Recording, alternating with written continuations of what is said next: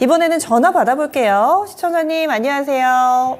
네, 안녕하세요. 예, 네. 어떤 종목 궁금하세요? 선익 시스템이요. 선익 시스템, 얼마에 사셨어요? 28,300원에 산 것 같아요. 네. 그럼 비중은 어떻게 되시나요? 40%요. 비중이 높으시네요. 네. 사 모으셨어요? 아니요, 한목에 한 번에. 샀어요. 어제 와, 한 번에. 그럼 언제쯤 사셨어요? 한 15일 됐나? 아, 올해 들어서 사셨군요. 네. 사실 때는 어떤 점이 좋아 보이셨어요? 방송에서 어디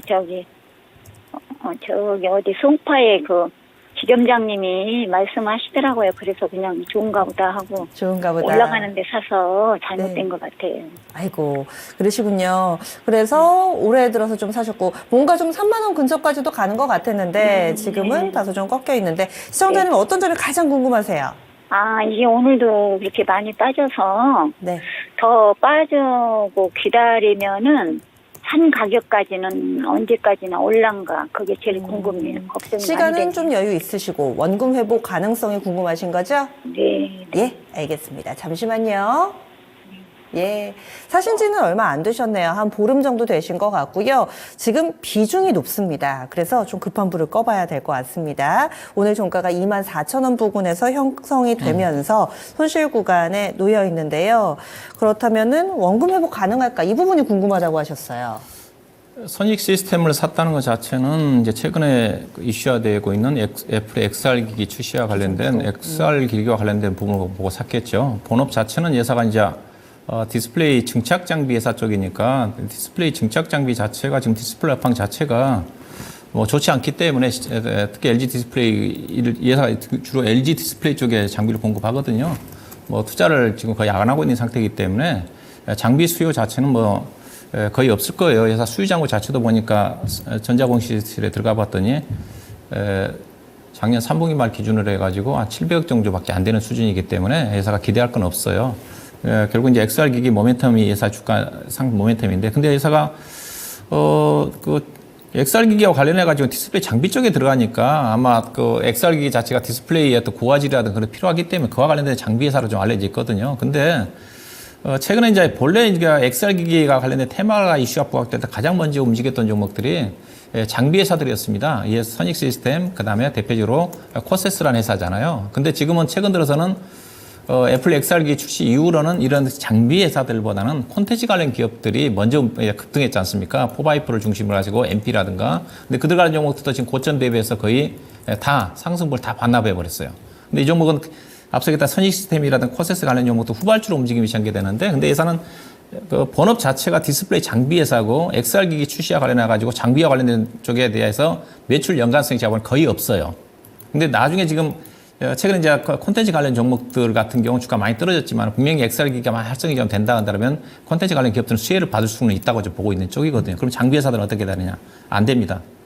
반대, 근데 회사는 이제 디스플레이 장비 회사라고 했었는데 반면에 코세스라는 회사 있지 않습니까? 코세스라는 회사는 코세스라는 회사 자체는 그 반도체 장비 회사다 보니까 최근에 주가가 움직임이 괜찮았을 거예요. 오늘 좀 많이 빠졌어요. 그래 오늘 많이 빠졌지만은 이 종목은 그래도 11,000원대에서 21,000원까지 거의 100% 올랐어요. 그쵸. 100% 올랐어요. 이 반도체 장비, 이 사람 후공정 장비 회사거든요. 그러니까 이 종목은 물론 최근에 XR기 관련된 부분도 있겠지만 후공정 장비와 관련된 쪽에 대한 모멘텀도 상당히 부각됐다고 보고도 있거든요. 근데 선익 시스템은 디스플레이 장비 회사이기 때문에 그게 아니라는 겁니다. 그래서 주가도 별로 못 올랐고요. 앞으로도 올라갈 때도 못 올라가요. 근데 우리 시장에 비중이 상당히 많네요. 28,000원대 사셨는데, 뭐 최근에 대부분 다 뭐 선익 시스템뿐만이 아니라 최근에 AR 관련 어떤 그 반도체 장비 종목들도 평균 20, 30%다 떨어졌거든요. 우량 종목 같은 경우에. 근데 하나 마이크론 같은 경우도 3만 원대에서 지금 20%씩 다 종목들 같은 거 다 떨어졌으니까. 그래서 어느 정도 그 부분을 좀 반영이 됐다고 보시면 될 것 같은데 추가 매수는 하지 마시고요. 이거는 매도하고 나오셔야 됩니다. 왜냐하면 시가총액 자체가 더 주가가 비싸요. 2,200억대짜리 주시고 본업에서 올해도 아마 흑자나기 쉽지는 않습니다. 작년도 아마 그 100억 정도 적자가 날 것 같은데 올해 증권사 쪽에서는 100억 정도 흑자 얘기를 하고 있지만 180억 이익 난다 하더라도 주가 자체가 싸지가 않아요. 그래서 리스크 관리가 조금 늦었긴 한데 단기 낙폭 과대에 따른 약간 기술적인 반등은 가능할 것 같은데 반등 목표 자체도 우리 시장이 매수한 가격대 28,000원 상회하기 힘들어요.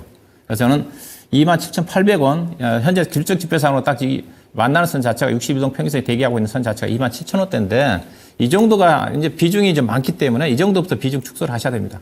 그리고 28,000원도 올라오면 전량 좀 매도하셔야 될 것 같고 이거는 저는 개인적으로 추가 매수 절대 하지 마시고 만약에 추가 하락을 한다 하더라도 저는 리스크 관리가 좀 필요하다고 봐요. 17,000원부터 좀 올라온 주식이긴 한데 그래서 일단은 27,000원 이상에서 적극적으로 매도하시고 뭐 최근에 아직 저점을 약간 이탈을 한 상태거든요. 그래서 여기를 좀 밀려버리면 23,500원대라든가 밀려버린다는 주가가 추가 하락할 가능성도 있다고 좀 보고 있는 쪽이거든요. 그래서 23,500원 이탈한 시점에서도 현재 코스닥 시장의 다른 여타 우량한 종목들도 반도체 종목 떨어졌으니까 반 정도는 손절을 해야지 그래야지 나중에 대응이 좀 가능하거든요. 그래서 23,500원대 이탈할 때도 아쉽지만 한 20% 정도 손절을 좀 하시고 최소한 그리고 27,200원부터 매도하기 시작해서 28,000원 정도 원재료 올랐을 때는 전량 매도해서 빠져나오는 전략이 필요하지 않겠는가 그렇게 좀 말씀 좀 드려야 될 것 같습니다. 저희와 조금 일찍 연결이 됐으면 어떨까 아쉬움이 조금 남습니다. 일단은 기술적인 반등을 노려가지고 나오는 전략 세워드렸는데 원금까지는 다소 좀 부담스럽지 않을까 이렇게 해서 27,000원 넘으면 조금씩 좀 팔아주시는 게 어떨까 의견 드렸습니다. 시청자님 좀 결정에 도움이 되셨어요? 네, 감사합니다. 알겠습니다. 이렇게 해서 좀 마무리 지어 보겠습니다. 아유, 시청자님의 좀 힘없는 목소리가 제가 자꾸 귓가에 좀 맴도는데요. 아마 다른 종목으로 충분히 좀 만회하실 수 있지 않을까. 이렇게 좀 저도 바라보겠습니다.